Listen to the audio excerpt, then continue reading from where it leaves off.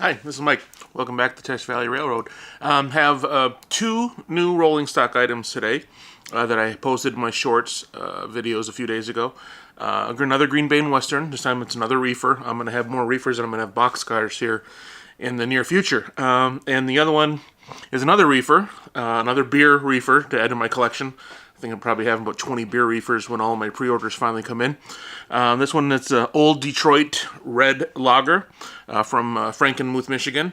When I saw that, with the old, it looks like an old Model T car on it, I thought that was pretty cool when I saw it pop up on a Facebook Marketplace item. So bought both of these from the same gentleman. Thank you. These are great additions to my collection. So now I have two Green Bay and Western items. So one bad news, the Ordock Brewery reefers that were supposed to be in this month, got an email from the brewery themselves saying that there's been a delay, and then within 24 hours, I got the email from MTH saying that they're supposed to arrive in May now, so that one's been delayed. Still waiting for my Gobel reefer from the train loft, looking forward to that one.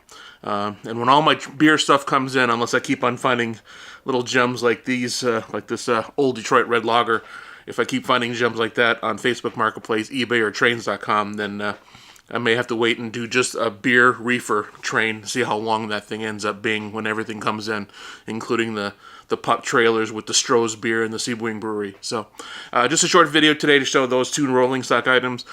And also, in a couple of my short videos, I showed, I found a lumber load or a railroad tie load on Thingiverse, and then scaled it to fit perfectly into both my Algoma Central gondola and one of the Menards Soo-Line gondolas.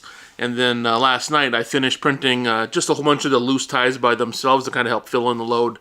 The only thing with that file, the loose ties only have the wood grain on two sides, and I think it would have been a little bit better to have the wood grain on three sides, because obviously when you're printing on a 3D printer, the bottom surface is adhering to the bed plate, so you can't really have wood grain on that. But I think it would have been a little bit better file to have three sides with the wood grain, so now when I put them in there loosely, I kind of have to rotate them to make sure that the wood grain is pointing up, because that's the surface you see. So I'll try and get a good close-up of the two 3D prints that I did for the Algoma Central and the Soo-Line gondola cars.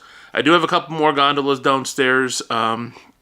The two Soo-Line junk loads, the custom run from Berwyn's Trains in Wisconsin Central with the same junk load. So rather than having three of the same junk loads, I may measure those and maybe print a couple more of these lumber loads. I initially was going to make them darker to look more like a railroad tie, like the dark black kind of creosote covered that I remember from a kid, being when I grew up next to the Soo-Line rails.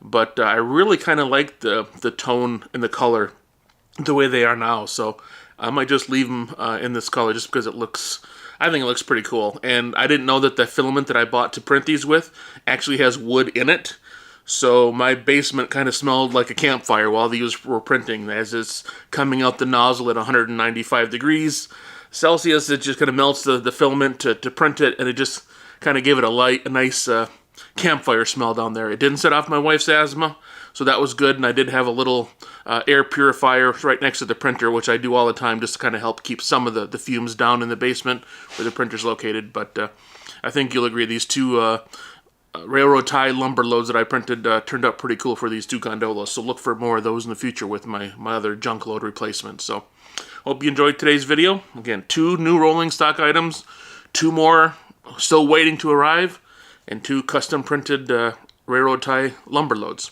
Until next time, this is Mike.